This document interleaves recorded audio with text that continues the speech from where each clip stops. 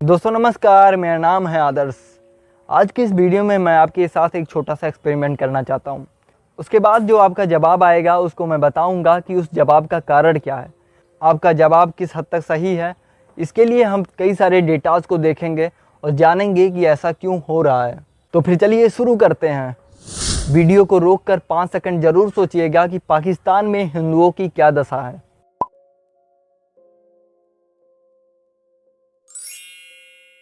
दोस्तों बिना मैं आपके बताए आपका दिमाग में पढ़ सकता हूँ कि आपके दिमाग में इस टाइम पे क्या क्या आया होगा।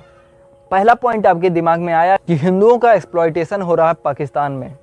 दूसरा पॉइंट, ज़बरदस्ती उनको इस्लाम धर्म एक्सेप्ट करने के लिए प्रेशराइज किया जा रहा है। पाकिस्तान में हिंदूज़ अपना राइट खो बैठे हैं, उनको उस तरीके का अधिकार नहीं मिल रहा है जैसे मुस्लिमों को मिल रहा है। अब दोस्तों ये फैक्ट्स आपके दिमाग में हिट किए हैं तो हमको ये भी जानना जरूरी है कि इस फैक्ट का सोर्स ऑफ इन्फॉर्मेशन क्या है। जनरली ऐसे इन्फॉर्मेशन दोस्तों दिमाग में 2 सोर्स से आते हैं और इस सोर्स ऑफ इन्फॉर्मेशन में पहला सोर्स है मीडिया।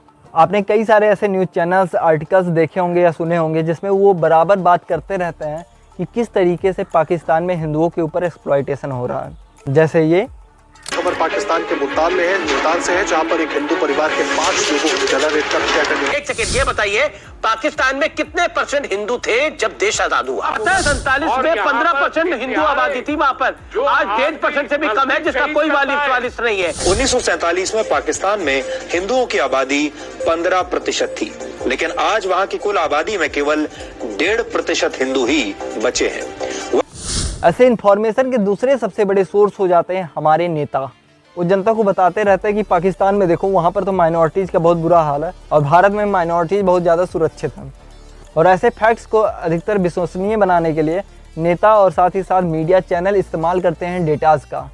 जरा ध्यान से सुनो दादा, ध्यान से सुनो। पाकिस्तान में अल्पसंख्यकों की आबादी 1947 में 23% थी और 2011 में 23% से कम होकर 3.7%। अब दोस्तों चलिए जानते हैं कि वाकई में 1947 में पाकिस्तान में अगर हिंदुओं की आबादी 14% थी तो आज घटकर क्यों सिर्फ 2% हो गई। दोस्तों पहला पॉइंट ध्यान रखिएगा कि 1947 में वाकई में तो पाकिस्तान में किसी भी तरह का सेंसस हुआ ही नहीं। अब दोस्तों आप सोच रहे होंगे कि तो फिर मीडिया चैनल्स और इतने बड़े बड़े राजनेता क्या गलत इन्फॉर्मेशन दे रहे हैं। नहीं, ऐसा बिल्कुल नहीं है, बल्कि वो जो डेटाज का इस्तेमाल कर रहे हैं वो डेटाज है 1941 का। 1941 की रिपोर्ट के अनुसार पाकिस्तान में 14% हिंदूज़ की आबादी रहती थी। लेकिन इसी के बाद 1947 का दौर आता है। मोहम्मद अली जिन्ना ने 2 नेशन थ्योरी पास किया और उस 2 नेशन थ्योरी के बाद भारत और पाकिस्तान नामक 2 देश बन गए। अब दोस्तों माना जाता है कि पाकिस्तान से उस समय पे 4.7 million Hindus and Sikh Bharat में आए, जिसकी वजह से पाकिस्तान और भारत दोनों देशों के डेमोग्राफी में बहुत बड़ा चेंज हुआ।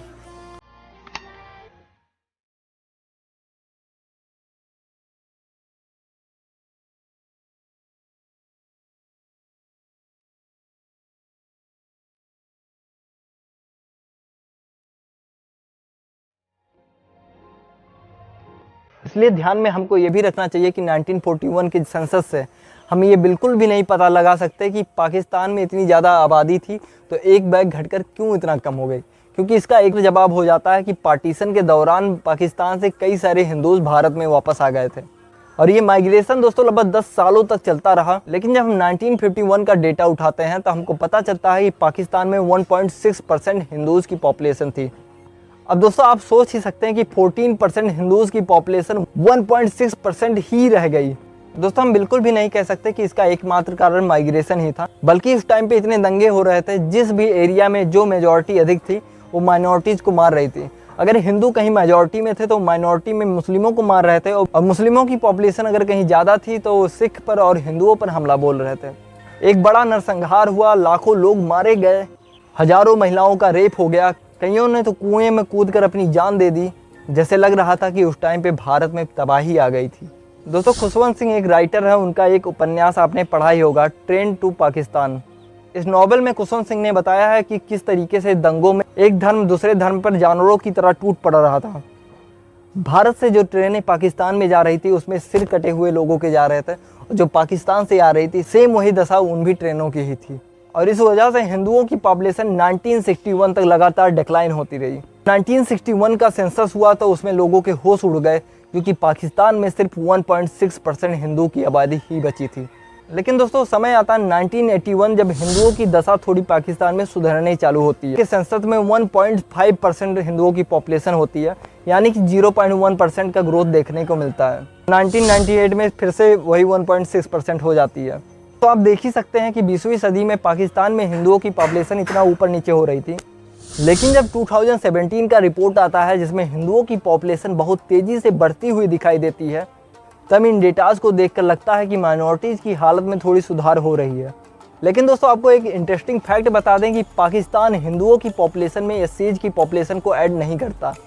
आपको तो पता ही होगा कि भारत में एससीज भी हिंदू के कैटेगरी में माने जाते हैं, और सिर्फ इंडिया के ही कॉन्टेक्स्ट में देखा जाए तो एससीज एक बहुत बड़ा पॉपुलेशन शेयर करते हैं हिंदूज के साथ। लेकिन दोस्तों पाकिस्तान में एससीज को हिंदुओं की लिस्ट से बाहर करने की वजह से हिंदुओं की पॉपुलेशन में कमी दिखाई देती है, और पिछले कुछ दशकों में एससीज की पॉपुलेशन पाकिस्तान में बहुत तेज़ी से बढ़ी है। यही वजह है कि पाकिस्तान में एक हिंदुओं की ऑर्गेनाइजेशन जिसका नाम है हिंदू काउंसिल्स ऑफ पाकिस्तान ने अपना एक डेटा जारी किया, और उस डेटा में एससीज और हिंदू को एक साथ मिलाकर तब पॉपुलेशन निकाला। दोस्तों आपको जानकर हैरानी होगी कि उसके बाद पता चला कि पाकिस्तान में हिंदुओं की टोटल पॉपुलेशन 4% है। अब दोस्तों हमारे नेता और हमारे मीडिया चैनल लगातार इस बात को उठा रहे हैं कि आज़ादी से लेकर अब तक पाकिस्तान में हिंदुओं की पॉपुलेशन डिक्लाइन हो रही है। लेकिन जब हमने डेटा देखा तो हमको पता चला कि लगभग 15 साल तक ही पॉपुलेशन डिक्लाइन हुआ। उसके बाद धीरे धीरे हिंदुओं की पॉपुलेशन ऊपर जाने लगी।